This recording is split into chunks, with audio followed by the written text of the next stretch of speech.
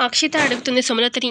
Aunty, ఇంతకుముందు మీకు heart strokes కానీ ఇలాంటివి ఏమైనా ప్రాబ్లమ్స్ ఉన్నాయా అనగానే, అబ్బా అవన్నీ ఏం లేవు, ముందు చెప్పు నాకు అనగానే, ఏం లేదంటీ, మళ్ళీ నేను చెప్పే న్యూస్ విన్నాక మీకు ఒకవేళ ఆల్రెడీ ఉంటే ఏమైనా ప్రాబ్లం అవ్వచ్చు కదా అందుకని అనగానే, అబ్బా అవన్నీ ఏం లేవు, ముందు చెప్తావా లేదా అని సుమలత అడుగుతుంది. అదే ఆంటీ, అంటే యాక్చువల్గా ఈ పల్లవి కన్న తల్లిదండ్రులు అంటుంది కదా, యాక్చువల్గా వాళ్ళు పల్లవిని పెంచారు. వాళ్ళు కనలేదు అనగానే, ఏంటి నిజమా? నిజమా? నేను నమ్మలేకపోతున్నాను అని చెప్పి సుమలత అంటుంది. అవునంటీ ఇదే నిజం అనగానే, సరే ఓకే. మరి కన్నవాళ్ళెవరు? తెలుసా మరి పల్లవికి? అని చెప్పి అడుగుతుంది సుమలత. ఆంటీ, కన్నవాళ్ళు ఎవరు అనేది హ్మ్. కన్నవాళ్ళకి తెలీదు. కానీ పల్లవికి తెలుసు అని చెప్పి అనగానే, అవునా? ఇంతకీ ఎవరు కన్నవాళ్ళు నీకు తెలుసా? అని చెప్పి అడుగుతుంది.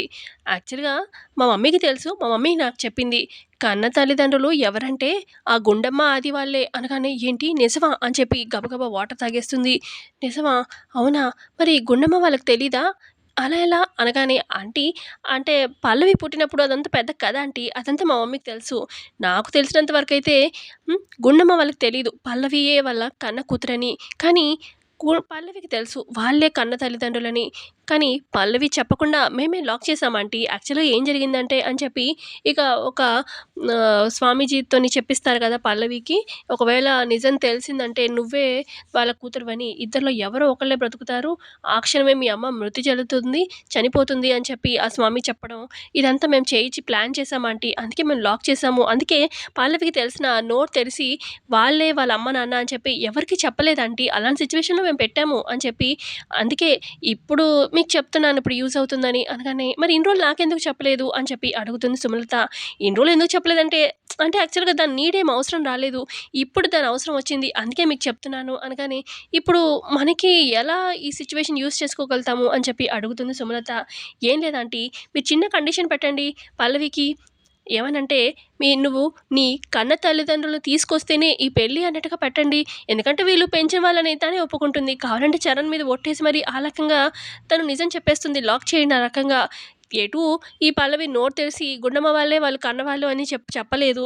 సో, ఈ పెళ్లి జరగదు. ఈ రకంగా మీకు ప్లాన్ ఉపయోగపడుతుందని ఈళ్ళిప్పుడు చెప్తున్నాను ఆంటీ అని చెప్పి అక్షిత చెప్పడంతోని, నువ్వు నిజంగా, నిజంగా నువ్వు ఎంత ముద్దొస్తున్నావంటే ఈరోజు నాకు, నువ్వు నిజంగా నా కోడలివి, నా మంచి కోరుకునేదానివి అని చెప్పి ఇక అక్షతకి ముద్దులు పెట్టేస్తుంది ఈ సుమలత.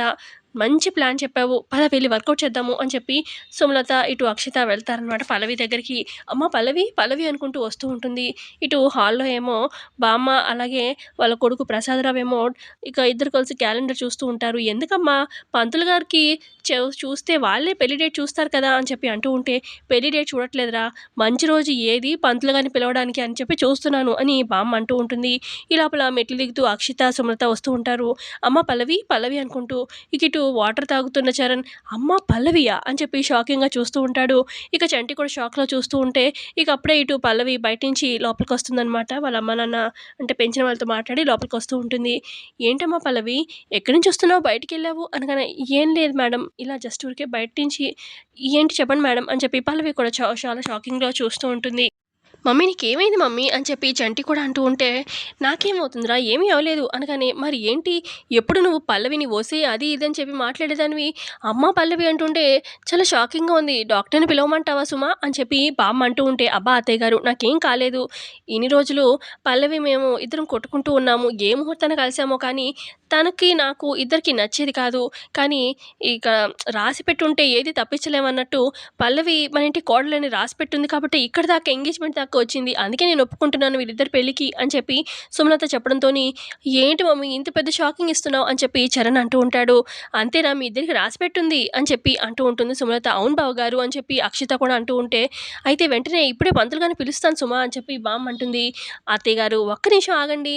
పల్లవి కన్న తల్లిదండ్రులు పిలిస్తే ఇప్పుడే ముహూర్తాలు పెట్టేసుకొని పెళ్లి జరిపించేద్దాము అని చెప్పి అంటుంది సుమలత. అయితే వాళ్ళ అమ్మ నాన్న ఇక్కడే ఉంటారు మమ్మీ పిలిపిద్దాము అని చెప్పి చంటి అంటూ ఉంటే, అప్పుడు అక్షిత, చంటి ఆంటీ అన్నది పూర్తిగా కంప్లీట్‌గా విను. కన్న తల్లిదండ్రులని పిలిపిచ్చాలంట, పెంచిన వాళ్ళని కాదు. ఏ అక్క అంతే కదా అని చెప్పి అంటుంది అక్షిత. ఇక పల్లవి ఏం మాట్లాడక సైలెంట్‌గా ఉంటుంది. పెంచిన వాళ్ళేంటి అని చెప్పి బామ్మ, చరణ్ వీళ్ళంతా షాకింగ్‌గా చూస్తూ ఉంటే, అవును వాళ్ళు కన్న తల్లిదండ్రులు కాదు, ఆ బస్తీలో ఉన్నవాళ్ళు, పెంచిన వాళ్ళు మాత్రమే అని చెప్పి అనగానే, అవునా? అదేంటి? అని చెప్పి చాలా షాకింగ్‌గా చరణ్ వాళ్ళు వీళ్ళంతా చూస్తూ ఉంటారు. ఇక సుమలత అడుగుతుంది, "పల్లవి వినిపిచ్చిందా? మీ కన్న తల్లిదండ్రులు ఎవరో నీకు తెలుసా? పెంచిన వాళ్ళే కదా వాళ్ళు. చెప్పు. చరణ్ మీద ఒట్టేసి చెప్పు" అని చెప్పి అనగానే, "అవును. వాళ్ళు పెంచిన వాళ్ళే. వాళ్ళు నా కన్న తల్లిదండ్రులు కాదు" అని చెప్పి పల్లవి ఒప్పుకుంటుంది. మరి కన్నవాళ్ళు ఎవరు అని చెప్పి అడుగుతూ ఉంటే, పల్లవి ఏం చెప్పలేక సైలెంట్‌గా ఉంటుంది. "అత్తయ్య గారు హ్మ్. మీరు నన్ననడం కాదు. పల్లవి సైలెంట్‌గా ఉంది. తన్నడగండి కన్న తల్లిదండ్రులు ఎవరు అనేది.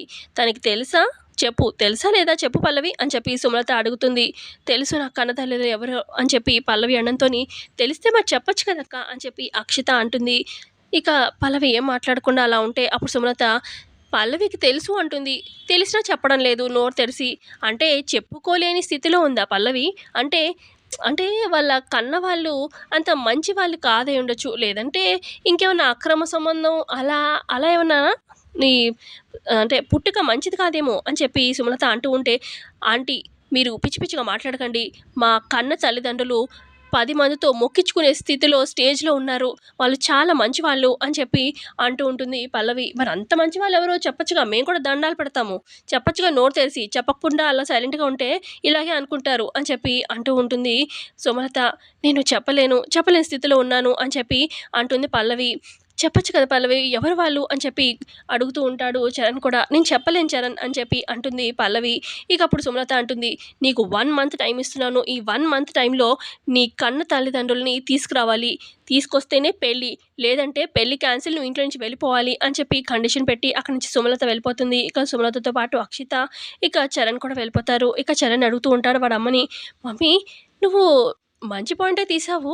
కానీ పల్లవి కన్న తల్లిదండ్రులు ఎవరు?" అనగానే, "అది ఎవరు ఏంటనేది పల్లవి చూసుకుంటుంది బావగారు. మీరేమి టెన్షన్ పడకండి. మీకేంటి నొప్పి" అని చెప్పి అక్షిత అంటూ ఉంటుంది చరణ్‌తోని. ఇక వాళ్ళు వెళ్ళిపోగానే ఇక చరణ్ ఆలోచిస్తూ ఉంటాడు. ఇంతకీ పల్లవి వాళ్ళ పేరెంట్స్ ఎవరై ఉంటారు అని ఆలోచిస్తూ ఉంటాడు. మరోపక్క ఇటు పల్లవి దగ్గర బామ్మ, ప్రసాదరావు, చంటి ఉంటారు. ఇక బామ్మ అడుగుతుంది, "పల్లవి నోరు తెరిసి చెప్పవేంటి? నీ కన్నవాళ్ళెవరో నీకు తెలుసు అంటున్నావు చెప్పవేంటి?" అనగానే, "ప్లీజ్ బామ్మగారు నన్ను ఇబ్బంది పెట్టకండి. నేను చెప్పలేని స్థితిలో ఉన్నాను. టైం వచ్చినప్పుడు ఖచ్చితంగా చెప్తాను" అని చెప్పి పల్లవి కూడా బాధపడుతూ అక్కడి నుంచి వెళ్ళిపోతుంది. ఆ తర్వాత అక్షితని చూపిస్తారు. తన రూమ్‌లో చాలా హ్యాపీగా ఉంటుంది. "అబ్బా! ఈరోజు నిజంగా నువ్వు ముద్దొచ్చేస్తున్నావు అక్షిత. నీ తెలివితేటలు రోజు రోజుకి పెరిగిపోతున్నాయి. అసలు నీకు ఏ మాత్రమైన తెలివితేటలా? ఆ! అసలు ఎంత మంచి ప్లాన్ ఇచ్చావు ఆంటీకి ఈరోజు. హ్మ్.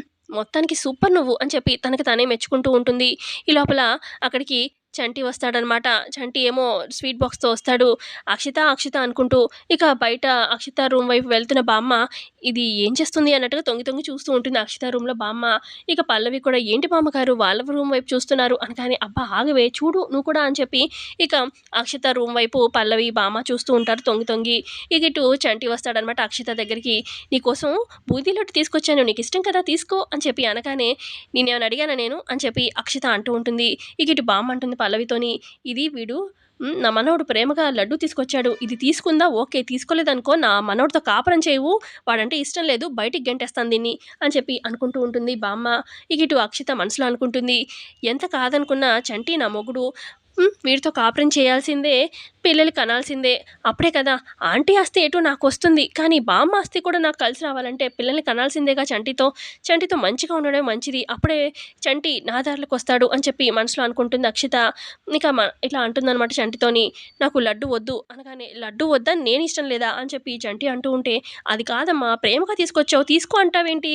ప్రేమగా తినిపిచ్చాలి కదా" అని చెప్పి అక్షిత అంటూ ఉంటే, ఇటు షాక్‌లో బామ్మ, పల్లవి ఉంటారు. "నేను నమ్మలేకపోతున్నాను" అని చెప్పి బామ్మ అంటూ ఉంటే, "నేను కూడా" అని చెప్పి పల్లవి అంటా చూస్తూ ఉంటారు. ఇక చంటి కూడా, "నేను నమ్మలేకపోతున్నాను అక్షిత నువ్వేనా?" అనగానే, "అవును మరి నా హస్బెండ్ నాకు ఇంత ప్రేమను చూపిస్తుంటే నాకు ఇంకా ప్రేమ కావాలి అనిపిస్తుంది కదా భార్యగా. ఐ వాంట్ మోర్ మోర్ అని నాకు అనిపిస్తుంది కదా. ఇంకా ప్రేమను చూపించు చంటి. అలా దూరంగా ఉంటే ఎలాగా? ఆ లడ్డూని తినిపించొచ్చు కదా" అని చెప్పి అక్షిత ప్రేమగా అడుగుతూ ఉంటే, "నువ్వు ఇలా అడిగితే ఇంత కోఆపరేట్ చేస్తే నేను ఆగుతానా" అని చెప్పి చంటి తినిపిస్తాడనమాట లడ్డూని. "ఉండు నేను కూడా తినిపిస్తాను" అని చెప్పి అక్షిత కూడా లడ్డూ తినిపిస్తూ ఉంటుంది చంటికి. సో ఇంతే అండి ఇవాల్టి ఎపిసోడ్‌లో జరిగింది. ఎపిసోడ్ నచ్చితే ఖచ్చితంగా లైక్ చేయండి. Thanks for watching.